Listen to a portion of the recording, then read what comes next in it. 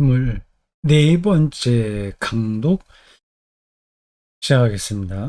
110쪽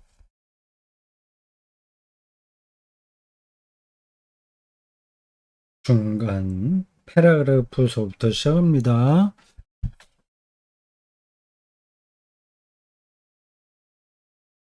일상생활 중에 기도하십시오. 지금 우리는 제4장 일상생활 중에 드리는 기도라는 제목을 따라가고 있습니다.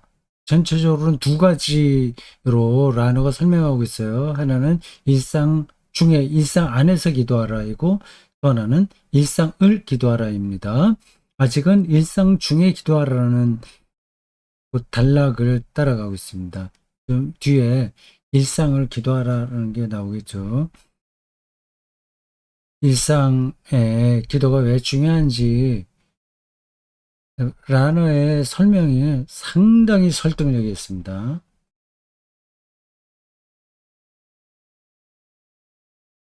일상 중에 기도하십시오. 피로와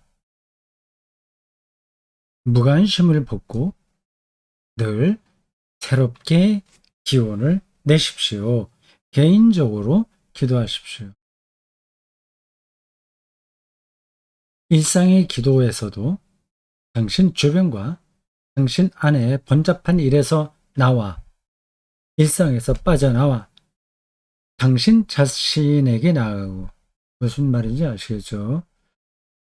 뭐 교사면 교사,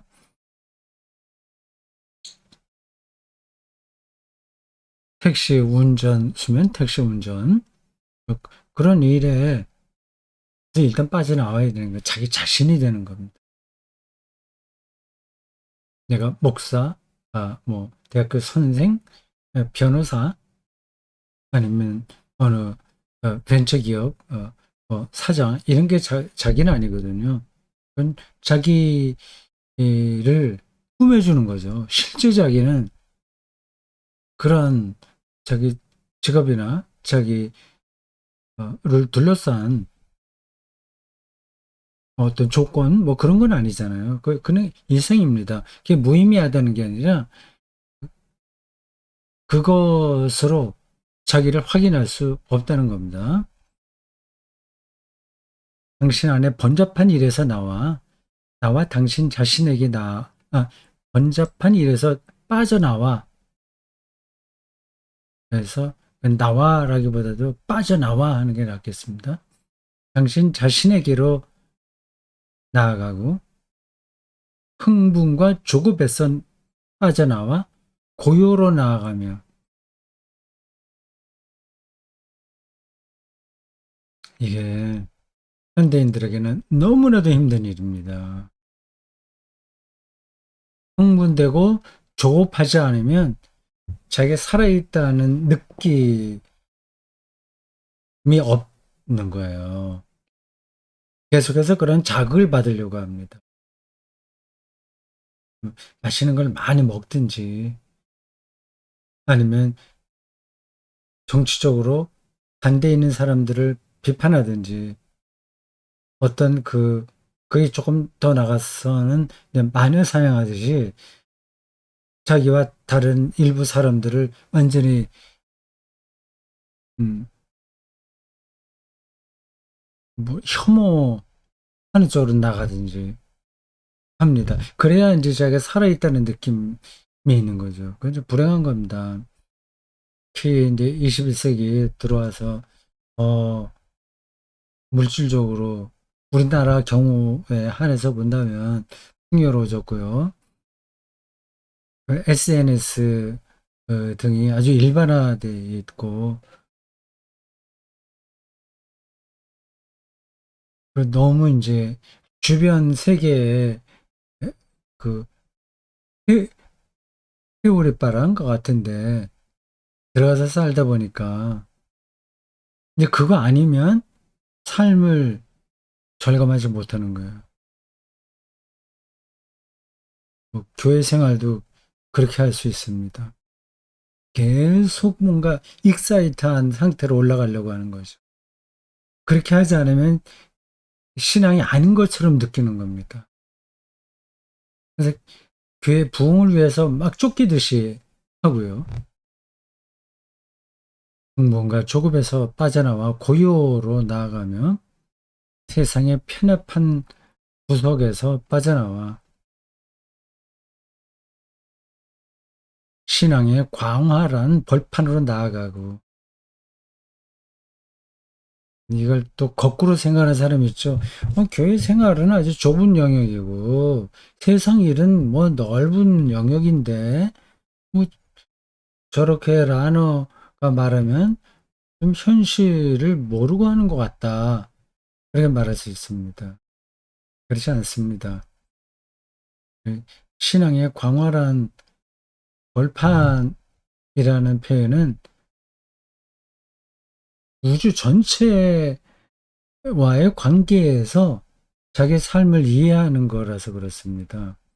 하나님은 세계 창조주니까요. 그 지구 전체, 우주 전체, 그런 차원이 넓은 겁니까? 아니면 대한민국 안에서 자기 돈벌이 하는 거하고 자기 이름 내는 거, 뭐 그런 게 넓은 겁니까? 당신 자신을 떠나, 거의 불가능한 거죠. 자신을 떠난다는 건. 근데 그 자신을 떠나지 못하면 영혼의 자유를 느끼지 못합니다. 근데 자기를 떠난다는 게 뭔지도 잘 모를 수 있어요. 아니, 내가 없어지면 뭐 다른 게 뭐가 의미가 있어, 이렇게 생각하는 거죠. 자기 축소, 자기 부정, 이런 것들은 그냥 종교적인 의미만 있는 거지 우리 실제 삶에서는 그렇지 않지, 이렇게 속으로 생각할 수 있습니다. 그건 잘못된 겁니다. 자신을 떠나는 것, 자신을 축소하는 것, 로 가는 것, 자기를 부정하는 것은 어떤 종교적인 차원만을 가리키는 게 아니라 오히려 우리 삶의 실체가 어떻다는 거를 가리킵니다.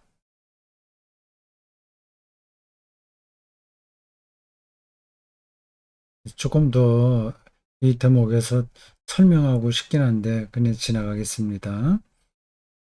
우리가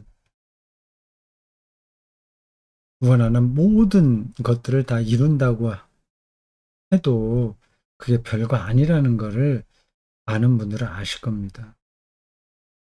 하나님께 나아가는 개인적인 기도를 하려고 노력하십시오. 그리고 처음 신자가 되어 신앙생활을 시작할 때 배웠거나 어렸을 때 언젠가 배운 적이 있는 기도문에만 머물지 마십시오.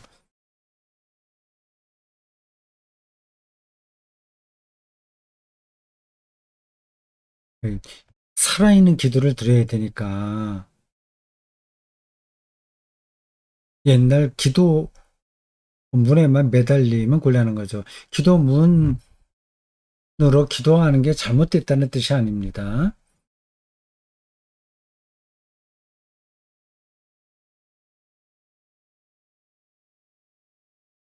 자, 제가 요 커서로 요 화면 올리는 거를 제때제때 못해갖고 여러분들이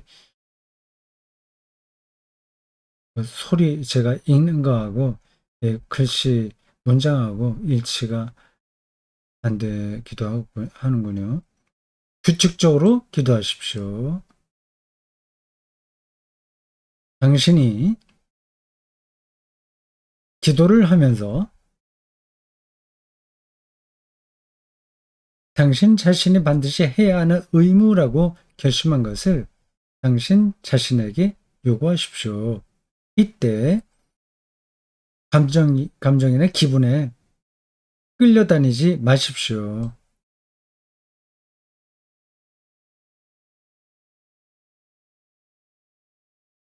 규칙적으로 기도하십시오.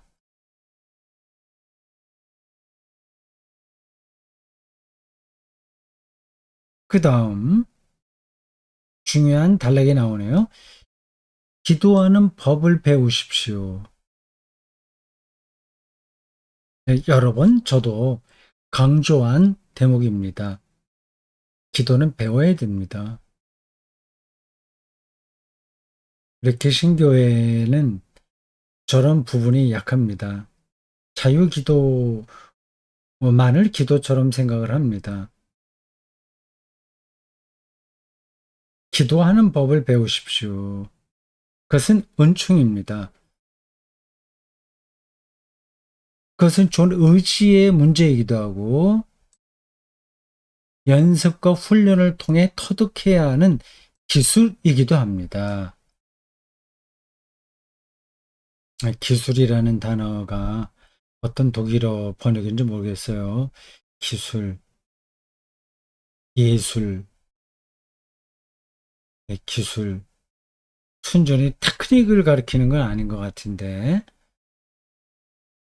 예술적인 기술이라고 해야 될까요? 사람들은 기도하기 위해 마음을 모으는 법, 내적으로 고요해지는 법을 배울 수 있고 자신이 무엇을 하려는지에 대해 곧 자신은 영혼을 하나님께 들어 올리려 한다는 데 깊이 생각하는 법을 배울 수 있습니다. 사람들은 정해진 기도문 없이도 자신의 삶과 공경에 대해 하나님과 이야기하는 법을 배울 수 있고 심지어 바로 신앙생활을 하는 데 대한 자신의 숨겨진 거부감을 그분께 터놓고 말씀드리는 법을 배울 수 있으며 자신의 의무들에 대해 자신의 사랑하는 사람들에 대해 자신의 기분에 대해 세상과 세상의 공경에 대해 죽은 이들에 대해 그분과 이야기하는 법을 배울 수 있습니다. 세계가 넓어지는 거죠. 정말 인간이 되는 거죠. 하나님이 창조한 인간이 되는 거죠. 자기에게 갇혀 있지 않고 하나님의 모든 창조 세계를 향해서 자기를 열 수 있는 거죠. 배워야 됩니다. 배우지 않으면 죽었다 깨도 자기를 벗어나지 못해요. 또 그분 자신에 대해서도 그분은 아주 위대하시고 우리와 근본적으로 다르시며 이 근본적으로 다르다는 것 꼭 기억하십시오. 우리 식대로 생각하는 분은 아니에요. 비유적으로 아버지나 친구나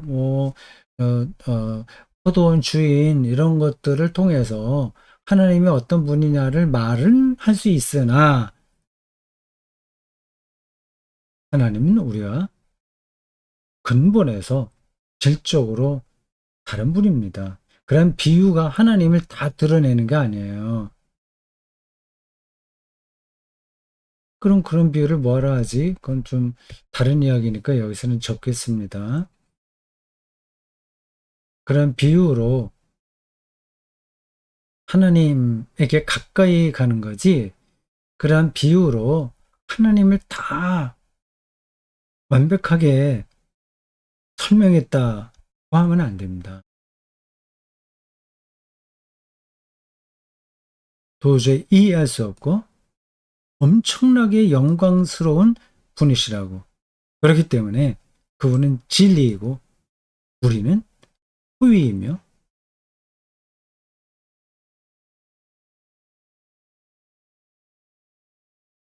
그분은 사랑이시고 우리는 이기심이며 그분은 생명이고 우리는 죽음이며 대립하는 개념이 이어집니다.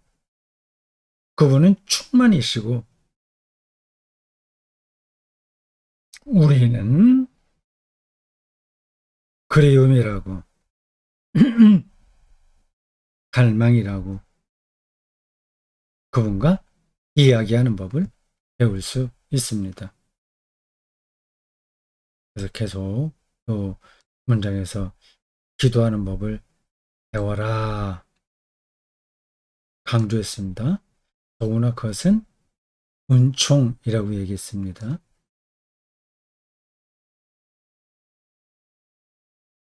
시인이 되는 거하고 비슷한 거죠.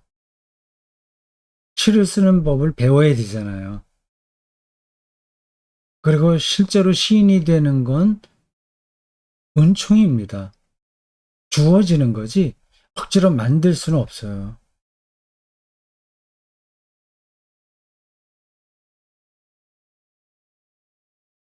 사람들은 육체적으로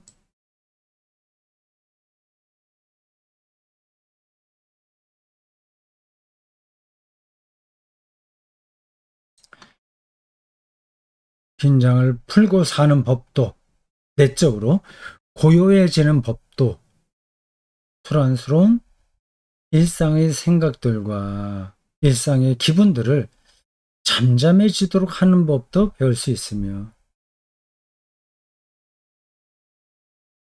그래야 되겠죠. 한시도 잠잠하게 있지를 못합니다. 사람들은 일반적으로 그렇습니다. 이건 인격이 고상하냐 아니냐 하고도 차원이 다른 문제예요. 뭐 착하냐 착하지 않냐 하는 거하고도 다른 겁니다.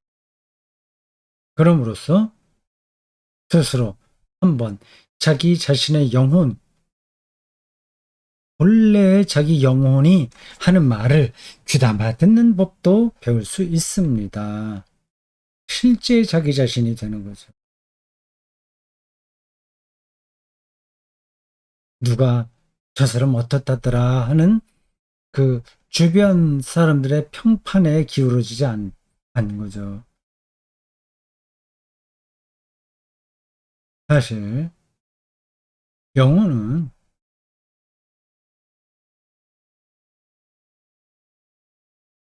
본래의 영혼은 표현이 좀 특이하네요. 수줍어하고 말수는 적으나 본질적인 말을 하며 사람이 하나님께만 불러드릴 수 있는 노래를 부릅니다. 음, 꼭 수줍어한다고 말하기는 적당하지는 않잖아요. 독일어가 뭔지 모르겠습니다. 잘난 척하지 않는다는 거 아니겠어요? 수줍어한다는 표현은 적합하지가 않네요.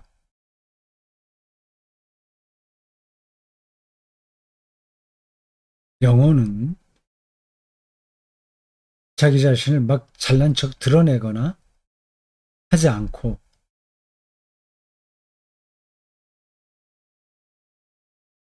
말을 막 떠벌리지 않지만 본질적인 말, 꼭 필요한 말을 하고 사람이 하나님께만 불러드릴 수 있는 노래를 부릅니다. 영어는 수줍어한다기보다도 겸손하다고 하는 게 맞겠어요. 하나님 앞에서 겸손하게 노래를 부르는 거죠. 사람들은 성경에서 읽은 내용을 기도로 만드는 법을 배울 수 있습니다.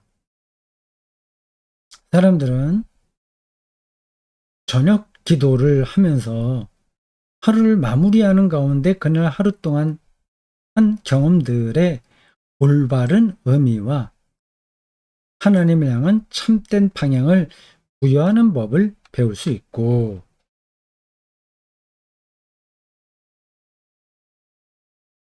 그날 하루가 제대로 된 삶으로서 허무하고 무상한 것이, 무상하다고 하는 것은 한결같이 못하다는 거예요. 들쑥날쑥 변화무쌍하다는 겁니다. 무상한 것이 우리에게 잘 보존되어 있게 되는 우리 삶에서 경험하는 것들은 다 무상한 거예요. 돈도 있다가 없어지고, 그러죠. 건강도 있다가 없어지고. 재미는, 어, 재미,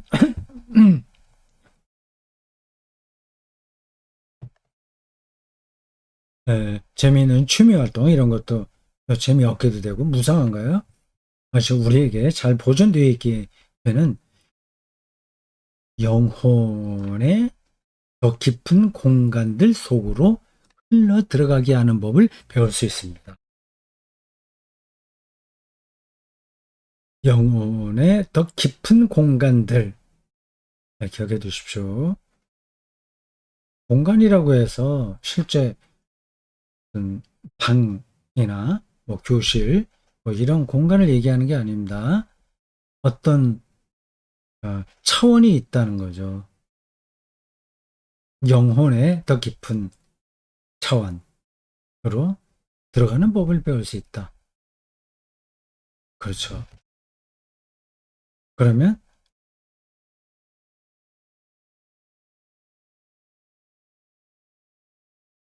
정말 자기 자신이 되는 겁니다.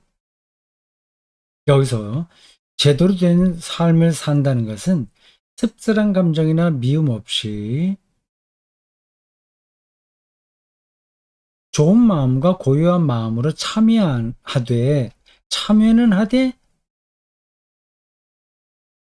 불안해하지는 않으면서, 멋진 표현입니다.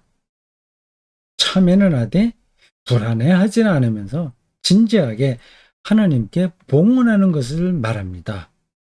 자기를 바치는 거죠. 현대인들은 하나님께 봉헌한다는 것도 종교적인 것으로만 여겨요. 그래서 저런 걸 이제 손해본다 생각하는 거죠.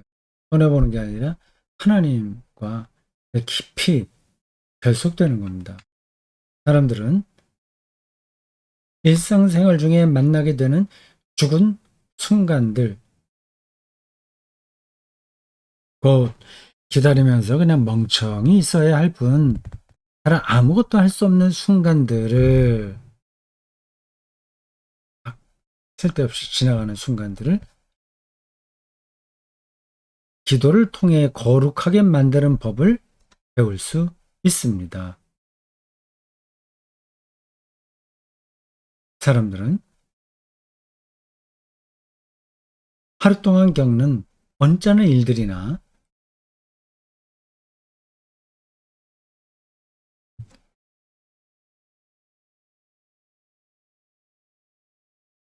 크고 작은 기쁜 일들을 통해 하나님을 기억하는 법을 배울 수 있습니다.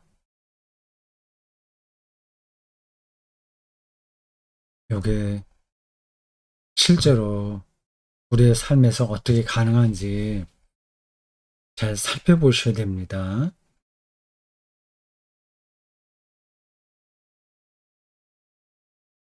이게 적합한 이해가 될는지 모르지만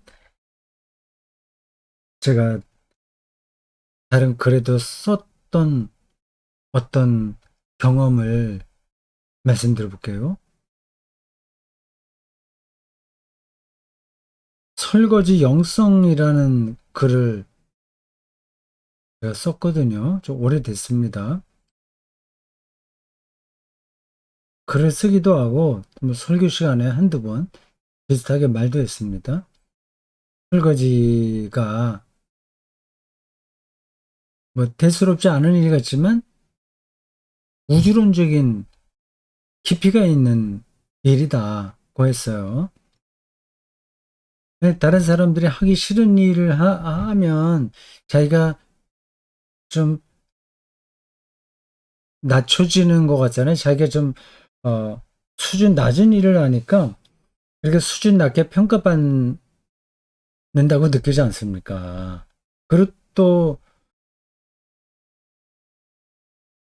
좀 지루하기도 하고요. 똑같은 일의 반복이니까.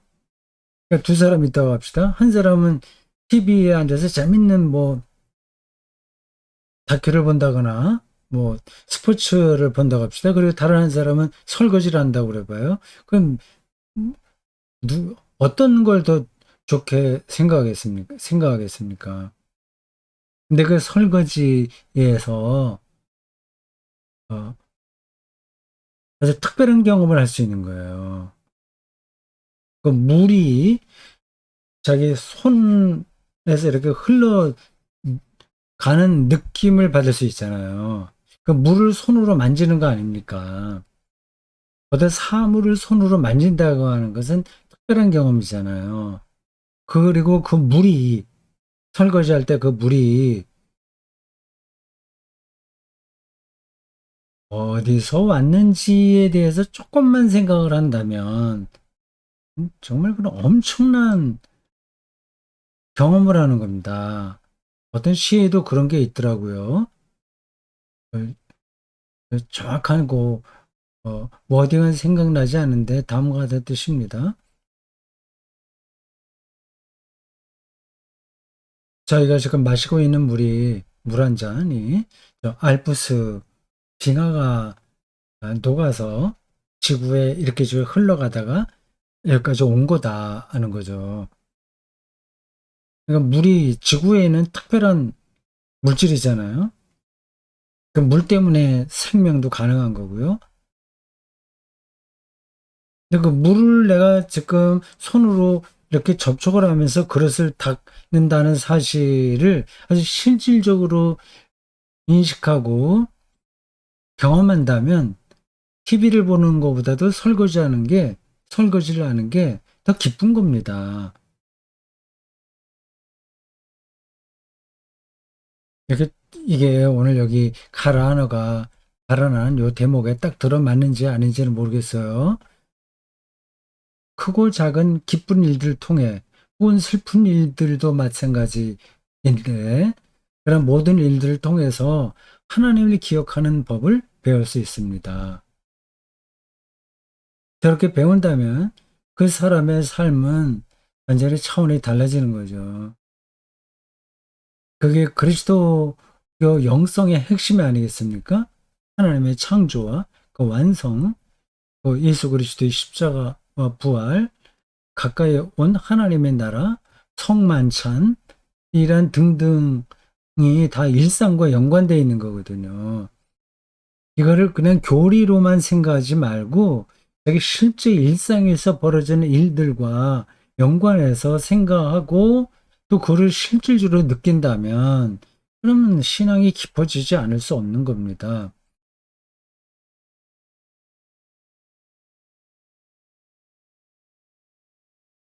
라노는 지금 저러한 일들이 일상 중에 기도하라는 그 문장에 들어있다고 설명하는 중이에요.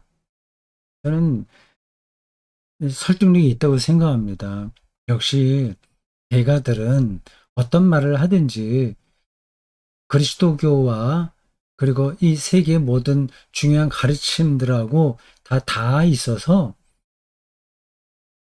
배울 게 많은 겁니다. 뭐 일상 중에 기도하라 이건 너무 흔한 얘기죠. 근데 그거를 구구단 외우듯이 반복만 하는 게 아니라 어떤 의미가 있는지 그 깊이로 들어가서 설명하고 있잖아요. 그게 이제 설교에서도 핵심입니다. 많은 설교가 그냥 구호만 외치고 맙니다. 구호만 외치면 지루하니까 다른 일들을 그 간증이라든지 뭐 다른 부풀려진 이야기를 갖다가 거기다가 어, 막 포장을 하는 거죠. 일상 중에 기도하십시오라는 말을 설교를 하면서 일상 중에 기도했더니 뭐 어떤 게 이루어지더라.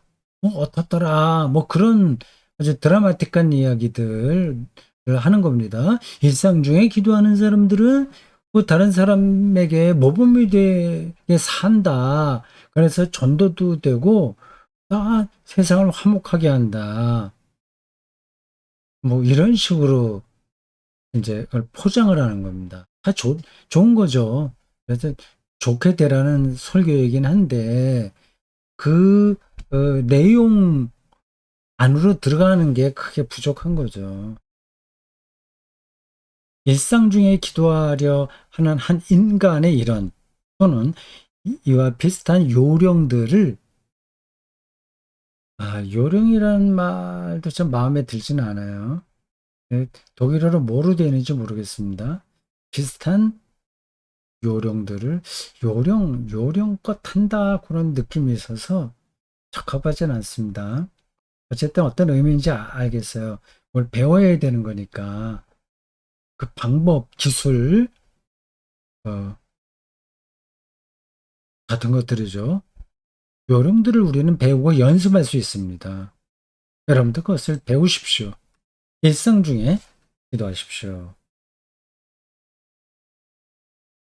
네, 여기까지가 라너가 일상 중에 드리는 기도라는 이 4장에서 말하려는 전반부였습니다. 일상 중에 기도하라. 이제 일상을 기도하라고 하는 것은 다음부터 나오겠습니다. 여기까지 하겠습니다.